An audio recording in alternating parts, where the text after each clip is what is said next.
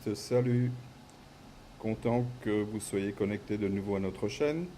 Alors aujourd'hui un petit tutoriel, toujours dans le cadre de notre garde métzérale, où nous avons besoin de tôles ondulées, vieillies et patinées. Alors au lieu de les réaliser à l'aide de peinture et de pigments, j'ai décidé de faire un essai pour réaliser une patine chimiquement. Donc on va voir un petit peu quel est le procédé. J'ai fait quelques essais, c'est sympa comme résultat. Avant de commencer, un petit clin d'œil à notre partenaire, Rail Modélisme Alsace de Villers, donc qui est notre partenaire au sein de l'AMFA 68. Et avant de commencer également, pensez juste à vous abonner et à activer la petite cloche de façon à être en distribution des vidéos que nous allons émettre dans les prochains temps. Allez, on s'y met tout de suite et je vous reprends dès que terminé pour débriefer. A plus. Alors, sur ce réseau Metzeral, on a plusieurs éléments qui font appel à de la tôle ondulée corrodée, notamment ce petit cabanon à côté du château d'eau. On a également cette petite guérite qui apparaît sur pas mal de photos, qui est située sur la porte sortie-quai du bâtiment voyageur, qui est couverte de tôle ondulée. Et on a cette paroi arrière de la halle marchandise. Aujourd'hui, on ne sait pas trop en quoi c'était fait, mais on pense éventuellement la réaliser avec de la tôle ondulée. Alors pour la tôle ondulée, j'ai simplement acheté une plaque de tôle ondulée en aluminium. Alors surtout pas en cuivre, autrement le procédé ne marche pas, mais en aluminium. Pour réaliser cette attaque chimique, j'ai pris du perchlorure de fer qu'on trouve facilement sur Amazon, du bicarbonate alimentaire auprès de mon épouse,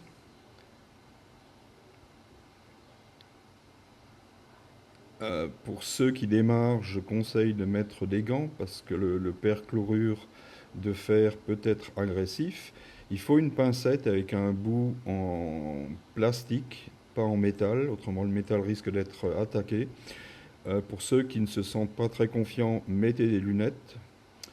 Et il faut du papier essuie-tout, simplement pour pouvoir faire sécher les pièces à l'issue du procédé. Il faut 3 petits bacs en plastique, toujours pas en métal, dans la mesure où le perchlorure risque d'attaquer le métal. J'ai découpé des petites plaques de 3 cm sur 4 dans cette plaque de tôle ondulée en aluminium. Donc ça se coupe très facilement au cutter. Voilà, donc il faut 3 bacs en partant de la gauche vers la droite, de l'eau pour rincer, au milieu du bicarbonate de soude, donc qu'on vient rajouter à l'eau, simplement. Donc ce bain, c'est simplement pour neutraliser l'acide du perchlorure. Donc mettez-en suffisamment de façon à saturer l'eau. Et dans le premier à droite, on va verser le perchlorure de fer. Donc pour ceux qui se souviennent et ceux qui faisaient des circuits imprimés, c'est le produit qu'on utilisait pour dissoudre le cuivre sur les plaques de circuits imprimés. C'est exactement le même procédé, simplement que ça donne un résultat différent avec de l'aluminium. Voilà, mettez-en un petit peu. Alors au début, il n'y a absolument aucun problème, le produit est froid, donc il n'y a pas de fumée qui se dégage lorsqu'on verse ce produit dans la petite coupelle en plastique. Voilà, donc là tout est prêt, donc en partant de la droite vers la gauche, du perchlorure, du bicarbonate et de l'eau de rinçage du robinet. Alors prenez des pincettes, ne touchez pas le perchlorure avec vos doigts et on immerge. Alors la première plaque qu'on traite, va prendre un peu plus de temps parce que le produit devient actif lorsqu'il chauffe et il s'auto-chauffe, c'est-à-dire que la réaction chimique qui s'opère avec l'aluminium va chauffer le perchlorure et au plus il est chaud, au plus le procédé sera rapide. Donc là, il faut attendre pour la première plaque, il faut attendre un petit peu que le procédé s'amorce. Donc là, il n'y a encore rien qui se passe. euh, vous verrez tout de suite, le procédé s'amorce, on aura des petites bulles qui viennent apparaître sur le dessus des plaques en aluminium. Alors immergez-les de temps en temps. Donc comme dit au début, ça prend un tout petit peu de temps pour activer le procédé. Voilà, là ça commence doucement. Alors voilà, donc là on voit les premières bulles qui apparaissent à la surface des plaques en aluminium. Et vous verrez que les plaques suivantes, ça va beaucoup plus vite. En effet, le perchlorure chauffe très vite du fait de la réaction chimique qui s'est produite lors du traitement de la première plaque. Alors par contre, quand ça commence à réagir, il ne faut pas attendre trop longtemps, autrement la plaque est complètement détruite par le perchlorure. Donc là, on voit les premières bulles qui apparaissent. Il va se dégager un peu de fumée. Voilà, le procédé là est démarré. Et là, le produit chauffe. Là. Voilà. Donc là, on voit la fumée. La plaque se teinte en gris. Donc, voilà. Et on agite un petit peu. Et immédiatement, on va plonger cette plaque sans la rincer dans le bicarbonate qui va neutraliser l'effet de l'acide. Voilà. Et on met dans l'eau de rinçage. Donc là, jusqu'à ce stade, les plaques sont grises. On verra tout à l'heure qu'elles vont se colorer en couleur rouille lorsqu'elles sèchent. Voilà, donc la deuxième plaque, on va voir qu'elle va démarrer beaucoup plus vite dans la mesure où le produit est chaud là maintenant. Donc pareil, on agite un petit peu.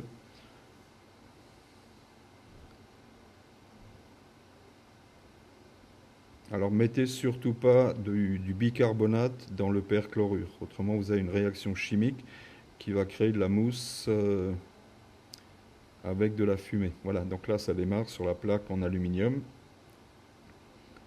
Donc là le produit continue à chauffer. Alors, il faut savoir que si on laisse trop longtemps la plaque, elle est complètement dissoute dans le perchlorure. Voilà, donc là c'est démarré, ça fume, ça fait des bulles. Voilà, on retourne. Attention, là il y en a déjà un peu beaucoup, là je pense. Voilà, donc là, voilà, là, on voit déjà que la plaque a été attaquée sur les bords. Donc on trempe bien dans le bicarbonate de façon à neutraliser l'effet. Et l'eau de rinçage, c'est pour enlever tout dépôt de bicarbonate.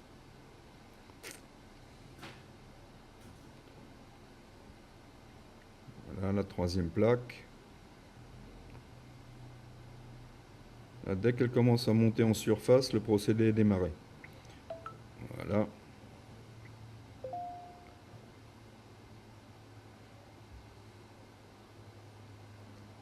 Hop. Voilà. Et on peut mettre dans le bac à neutraliser ce procédé. Donc ça l'arrête immédiatement. Alors ça crée une espèce de pâte dans le bicarbonate.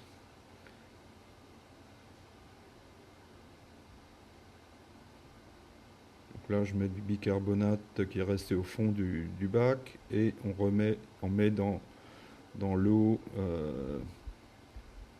du robinet. Et on met la dernière. Donc au plus on en met, au plus le procédé est rapide. Alors comme dit, ne mettez pas de bicarbonate dans le perchlorure de fer, vous risqueriez d'avoir une réaction chimique inattendue. Voilà, donc là c'est démarré, ça fume, ça fait des bulles, on prend la plaque et on la sort. Voilà, donc là je viens de traiter 4 plaques, je neutralise la dernière. Voilà, et on met dans l'eau de rinçage. Alors à la fin du procédé, jetez pas le perchlorure dans les égouts. Donc si vous voulez le jeter, mettez-le dans un bidon et vous l'apportez à la déchetterie. En ce qui concerne la soude, je dirais le bicarbonate, c'est moins important dans la mesure où c'est de l'alimentaire. Voilà, donc là le procédé, les 4 plaques sont traitées.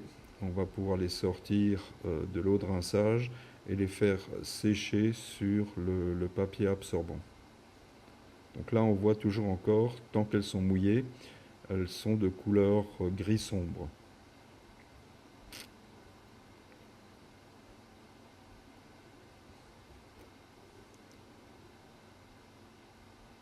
Voilà, donc on les met à sécher à plat. Elles vont avoir tendance un petit peu à se déformer, mais une fois sèches, on les rattrape très facilement pour pour les remettre planes.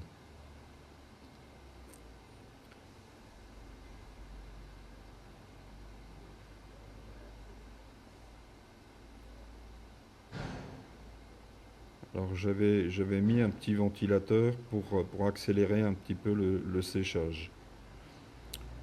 Voilà, donc ça c'est une plaque qui a commencé à être attaquée sur les bords complètement et l'aluminium complètement dissous sur les bords. Alors ça peut faire des effets sympas également. Voilà, donc là il suffit d'attendre et de laisser sécher ces plaques à plat sur le papier absorbant.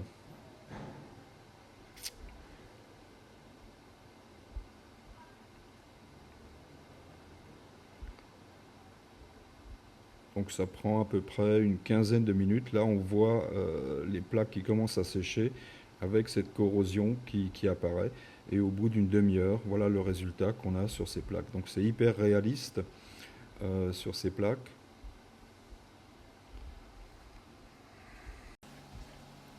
Alors, donc là vous avez vu le résultat de ces tôles ondulées patinées et vieillies. Résultat qui est super sympa, qui est très réaliste. Alors, ça ressemble à la corrosion parce que c'est de la corrosion. Euh, donc aujourd'hui, en peinture, c'est vrai qu'on peut s'en rapprocher de ce type d'effet, mais pas d'une manière aussi réaliste. Donc c'est relativement simple à réaliser, quelques précautions et on y arrive sans aucun problème. Voilà, ben écoutez, je vous dis à la prochaine vidéo et prenez soin de vous. À plus.